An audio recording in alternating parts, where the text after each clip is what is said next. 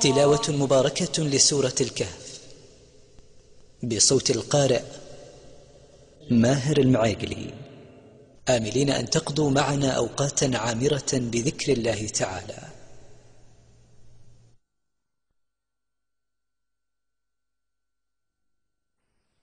بسم الله الرحمن الرحيم.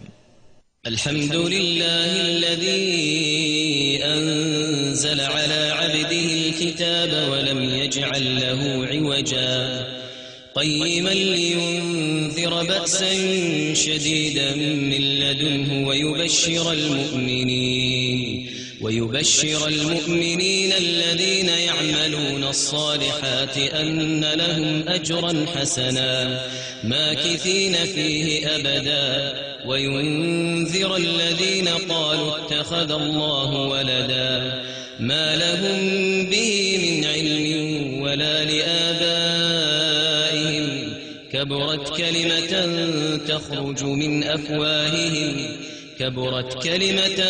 تخرج من أفواههم إن يقولون إلا كذبا فلعلك باخع نفسك على آثارهم إن لم يؤمنوا بهذا الحديث أسفا إنا جعلنا ما على الأرض زينة لها لنبلوهم أيهم أحسن عملا وإنا لجاعلون ما عليها صعيدا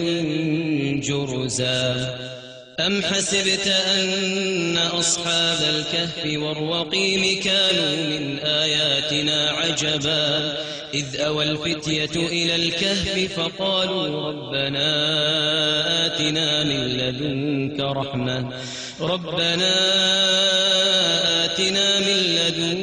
رحمة وهيئ لنا من أمرنا رشدا فضربنا على آذانهم في الكهف سنين عددا ثم بعثناهم لنعلم أي الحزبين أحصى لما لبثوا أمدا نحن نقص عليك نبأهم بالحق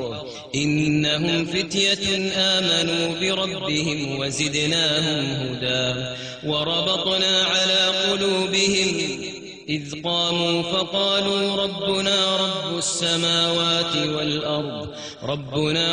السماوات والأرض لن ندعو من دونه إلها لقد قلنا إذا شططا هؤلاء قوم اتخذوا من دونه آلهة لولا يأتون عليهم بسلطان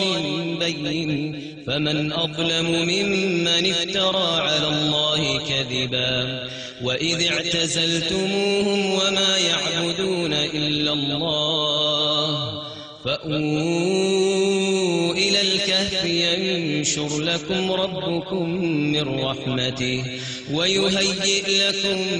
من أمركم مرفقا وترى الشمس إذا طلعت تزاور عن كهفهم ذات اليمين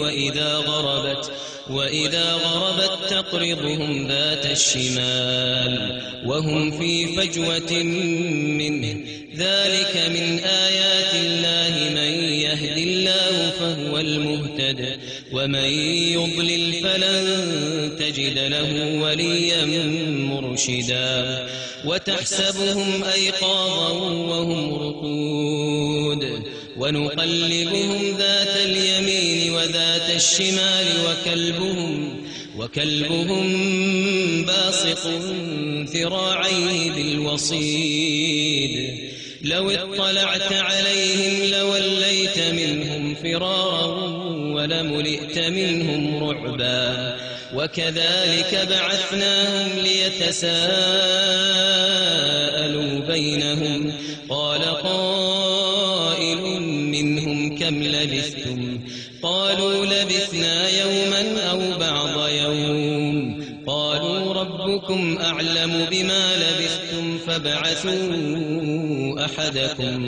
فابعثوا أحدكم بورقكم هذه إلى المدينة فلينظر أيها أزكى طعاما فليأتكم برزق منه وليتلطف ولا يشعرن بكم أحدا إنهم إن يظهروا عليكم يرجموكم أو يعيدوكم في ملتهم ولن تفلحوا إذن أبدا وكذلك أعثرنا عليهم ليعلموا أن وعد الله حق وأن الساعة لا ريب فيها إذ يتنازعون بينهم أمرهم فقالوا ابنوا عليهم بنيانا ربهم أعلم بهم قال الذين غلبوا على أمرهم لنتخذن عليهم مسجدا سيقولون ثلاثة رابعهم كلبهم ويقولون خمسة سادسهم كلبهم رجما بالغيب ويقولون سبعة وثامنهم كلبهم قل ربي أعلم بعدتهم ما يعلمهم إلا قليل فلا تمار فيهم إلا مراء ظاهرا ولا تستفت فيهم منهم أحدا ولا تقولن لشيء إني فاعل ذلك غدا إلا يشاء الله واذكر ربك إذا نسيت وقل عسى أن يهديني ربي لأقرب من هذا رشدا ولبثوا في كهفهم 300 سنين وازدادوا 9 قل الله أعلم بما لبثوا له غيب السماوات والأرض أبصر به وأسمع ما لهم من دونه من ولي ولا يشرك في حكمه أحدا واتل ما أوحي إليك من كتاب ربك لا مبدل لكلماته ولن تجد من دونه ملتحدا واصبر نفسك مع الذين يدعون ربهم بالغداة والعشي يريدون وجهه ولا تعد عيناك عنهم تريد زينة الحياة الدنيا ولا تطع من أغفلنا قلبه عن ذكرنا واتبع هواه وكان أمره فرطا وقل الحق من ربكم فمن شاء فليؤمن ومن شاء فليكفر إنا أعتدنا للظالمين نارا أحاط بهم سرادقها وإن يستغيثوا يغاثوا بماء كالمهل يشوي الوجوه بئس الشراب وساءت مرتفقا إن الذين آمنوا وعملوا الصالحات إنا لا نضيع أجر من أحسن عملا أولئك لهم جنات عدن تجري من تحتهم الأنهار يحلون فيها من أساور من ذهب ويلبسون ثيابا خضرا من سندس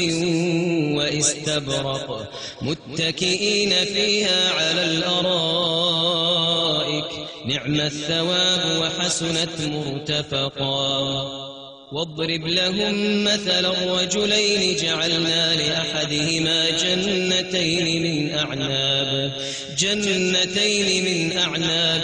وحففناهما بنخل وجعلنا بينهما زرعا كلتا الجنتين آتت أكلها ولم تظلم منه شيئا وفجرنا خلالهما نهرا وكان له ثمر فقال لصاحبه وهو يحاوره